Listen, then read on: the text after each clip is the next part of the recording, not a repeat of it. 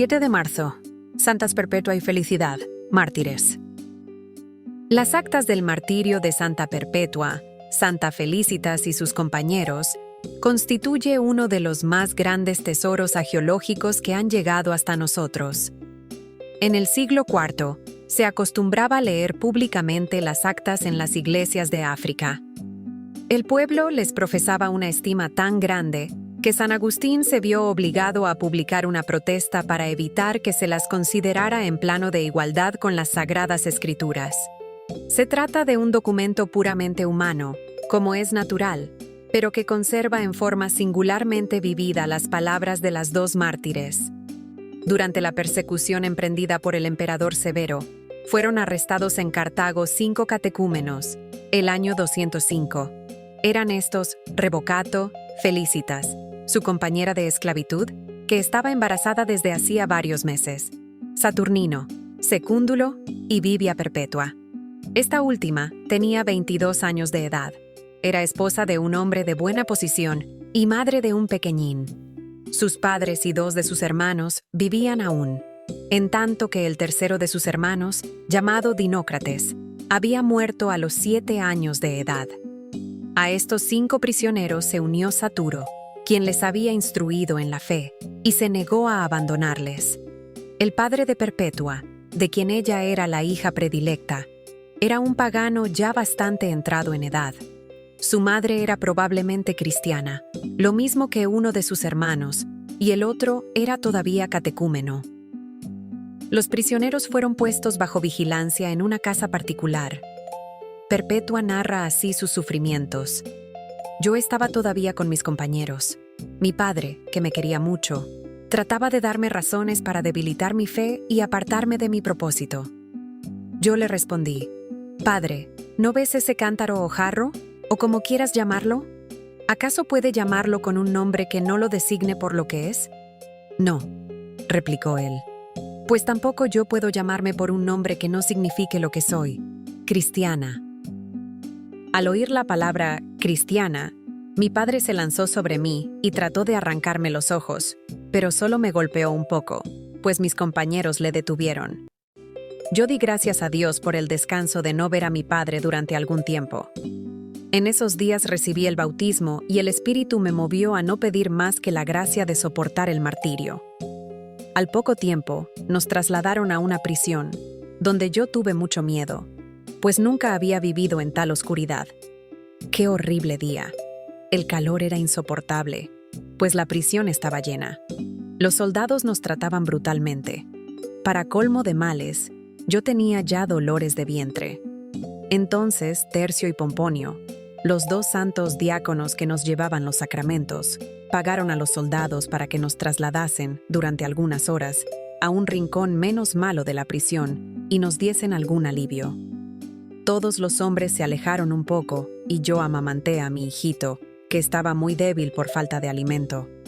Manifesté a mi madre la pena que esto me causaba. Alenté a mi hermano y encargué a los 2 que cuidaran a mi hijito. Me daba mucha pena verlos sufrir por mí. Durante varios días estuve muy abatida. Por fin conseguí que me permitiesen que mi niño se quedase conmigo en la prisión. Esto me quitó la principal de mis preocupaciones, con lo cual recobré inmediatamente la salud, de suerte que la cárcel empezó a parecerme un palacio en el que estaba yo más feliz que en cualquier otra parte. Mi hermano me dijo un día: «Hermana, ahora gozas de gran favor en el cielo. Pide a Dios que te dé a conocer si te espera el martirio o la libertad». Yo sabía que Dios no podía dejar de escucharme, porque yo sufría por su causa, y le dije, llena de confianza: «Mañana te daré la respuesta de Dios, hermano». Oré, pues, a Dios, y su respuesta fue la siguiente. Vi una escalera de oro, extraordinariamente larga, que ascendía hasta el cielo, pero tan estrecha que solo una persona podía subir. A ambos lados había toda clase de armas colgadas: espadas, lanzas, garfios, puñales. Se hallaban dispuestas de tal modo que quien subía descuidadamente, sin mirar hacia arriba, recibía inmediatamente una multitud de heridas.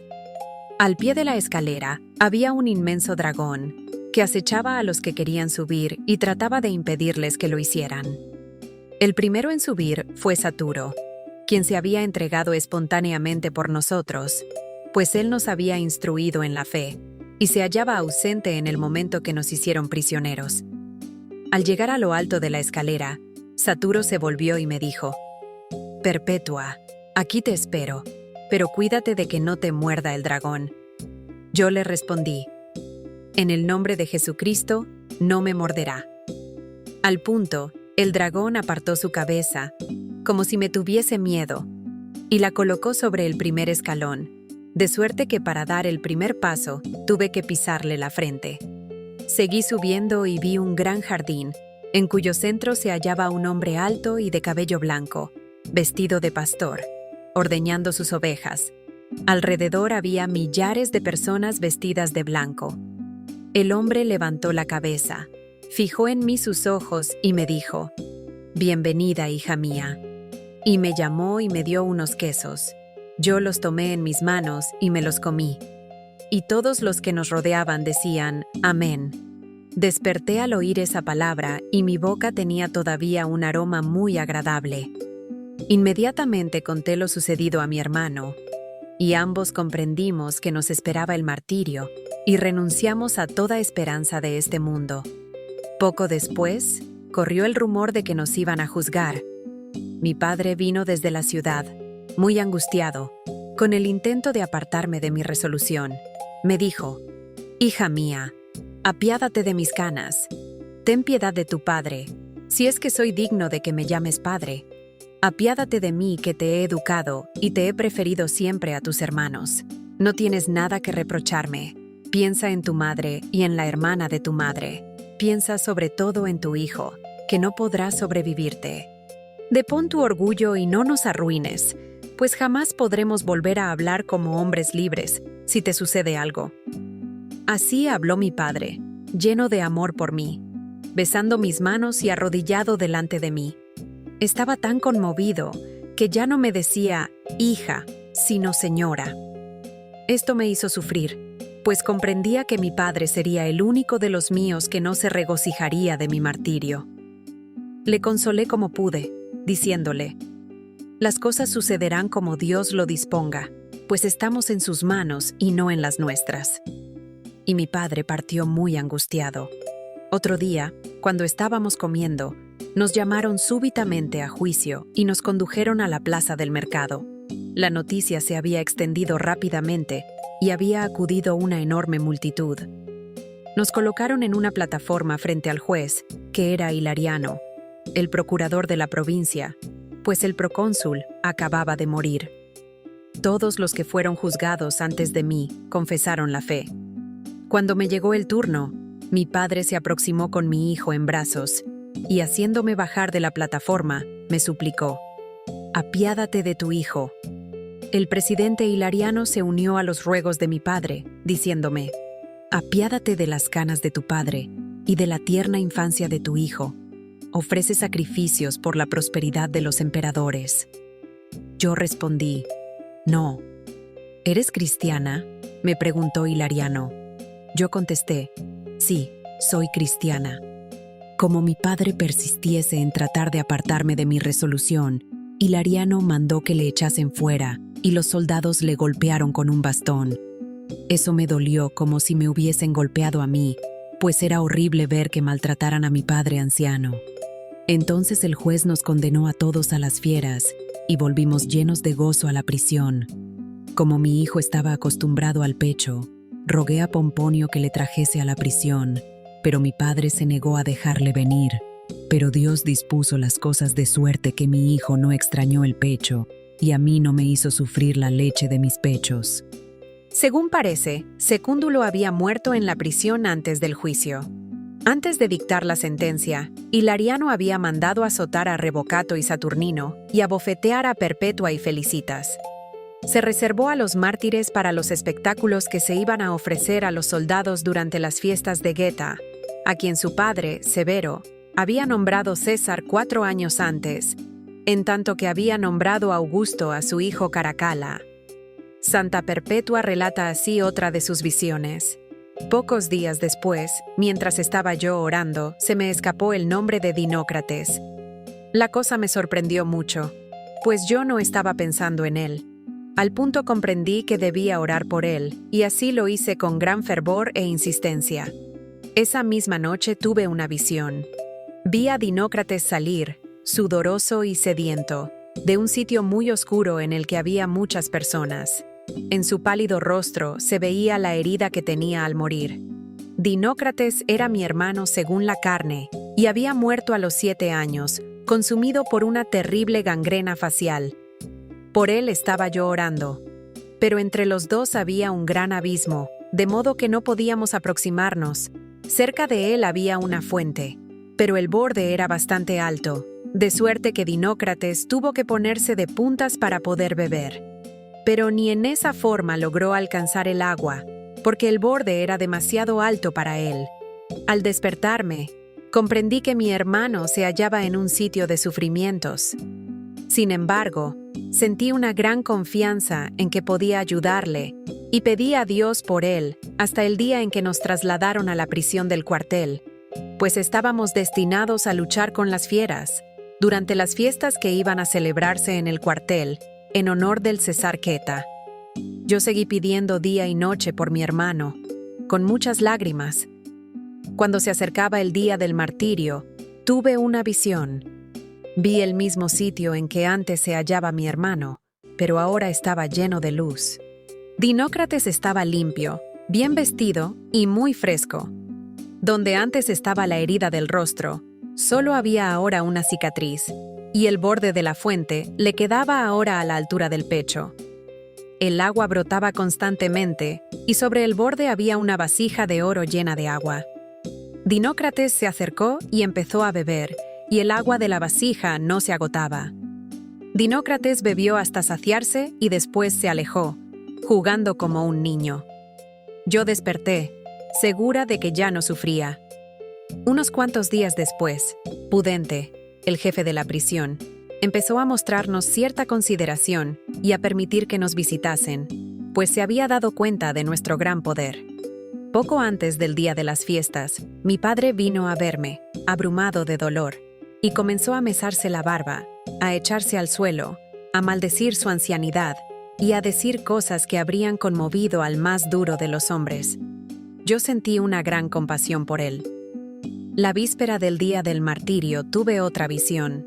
Vi al diácono Pomponio aproximarse y llamar estruendosamente a la puerta de la prisión.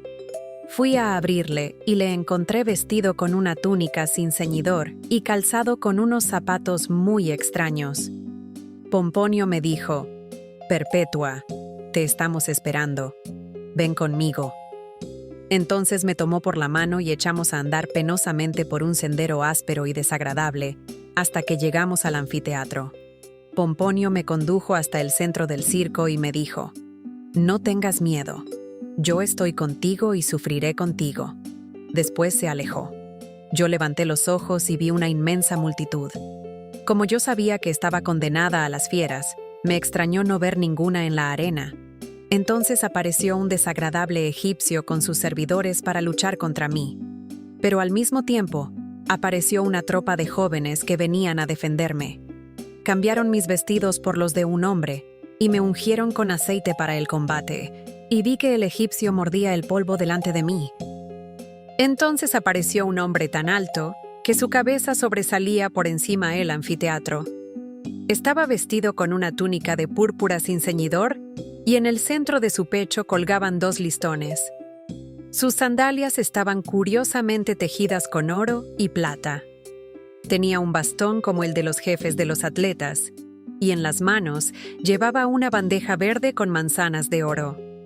Ordenó a la multitud que se callara y dijo: «Si el egipcio vence a Perpetua, tendrá derecho a decapitarla con la espada, y si Perpetua vence al egipcio, recibirá en premio a la Porta Sanavivaria, la puerta de la vida, donde aquellos que habían sido derrotados pero salvados salían de la arena». Después de decir esto se retiró, y el egipcio y yo empezamos a golpearnos. El egipcio trataba de cogerme por los pies, pero yo no dejaba de golpearle el rostro con los talones, y empecé a volar y a darle golpes por arriba. Viendo que la lucha iba decayendo, me froté las manos. Logré cogerle la calza y hacerle caer de bruces. Entonces puse el pie sobre su rostro. La multitud lanzó grandes gritos, en tanto que mis acompañantes cantaban salmos. Y yo me acerqué al jefe de los atletas, quien me entregó la charola, me besó y me dijo: «La paz sea contigo, hija mía».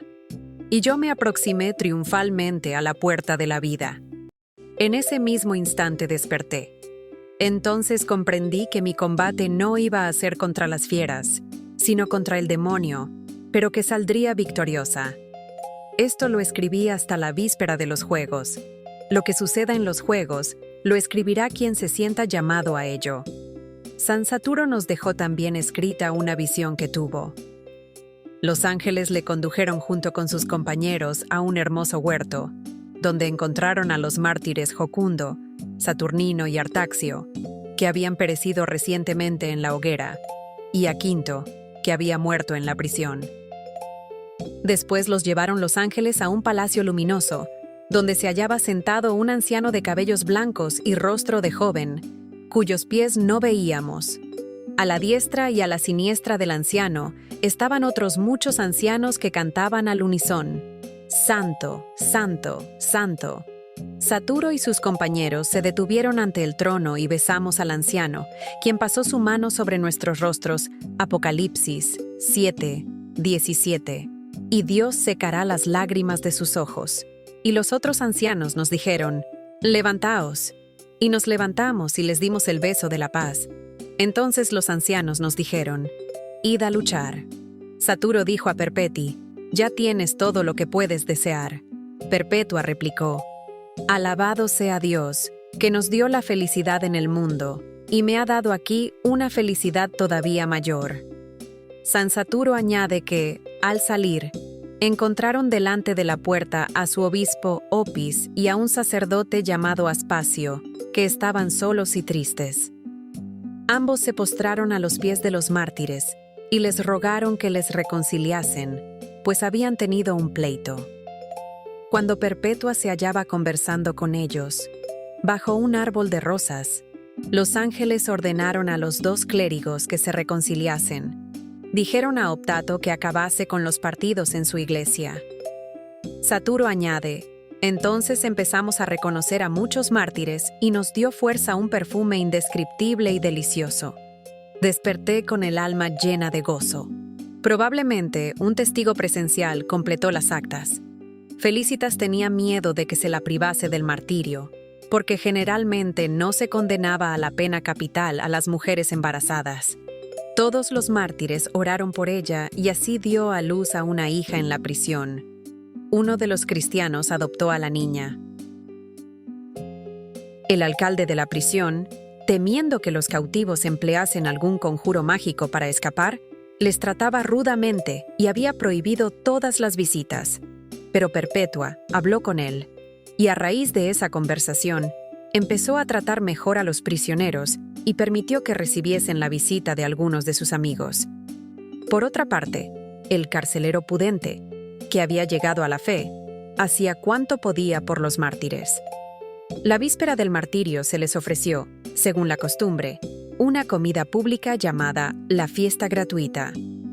Los prisioneros se esforzaron por convertirla en un ágape, o fiesta de amor, y hablaron a todos del juicio de Dios y del gozo con que iban al martirio. Su valor asombró a los paganos y produjo numerosas conversiones. El día del martirio, los prisioneros salieron de la cárcel como si fuesen al cielo. Abrían la marcha los hombres, detrás de ellos iba Perpetua, cuyos ojos brillaban de tal modo que hacían bajar las miradas de los circunstantes, junto con Felicitas, la cual se sentía muy dichosa al pasar de manos de la partera a las del verdugo para recibir, después de sus dolores, la purificación de un segundo martirio. A las puertas del anfiteatro, los guardias intentaron hacer que los hombres revistiesen las túnicas de los sacerdotes de Saturno y las mujeres el vestido consagrado a Ceres. Pero Perpetua se resistió tan vigorosamente que los guardias acabaron por dejarles entrar en la arena con sus propios vestidos. La multitud, furiosa al ver la valentía de los mártires, pidió a gritos que les azotaran. Así pues, cada uno de ellos recibió un latigazo al pasar frente a los gladiadores. Saturnino había pedido que le echasen encima diferentes fieras para que su corona fuese más gloriosa. De acuerdo con su deseo, él y Revocato tuvieron que hacer frente primero a un leopardo y luego a un oso. Por su parte, Saturo, que tenía mucho miedo a los osos, hubiese querido que un leopardo acabase rápidamente con él. Le echaron un jabalí, que se volvió contra el domador y le mordió, de suerte que éste murió pocos días después. En cambio, a Saturo solo le arrastró por la arena. Entonces los guardias ataron al mártir y le pusieron frente a un oso.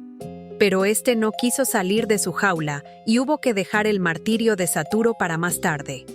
Esto le proporcionó la oportunidad de hablar con Pudente, el carcelero que se había convertido. Saturo le animó, diciéndole: «Ya ves que, como lo había yo deseado y predicho, ninguna fiera se ha atrevido a tocarme. Cree firmemente. Mira, la próxima vez me van a echar a un leopardo que acabará conmigo de una sola mordida». Así sucedió. Un leopardo saltó sobre él y le dejó cubierto de sangre en un instante. La multitud daba alaridos y gritaba: «Ahora sí está bien bautizado».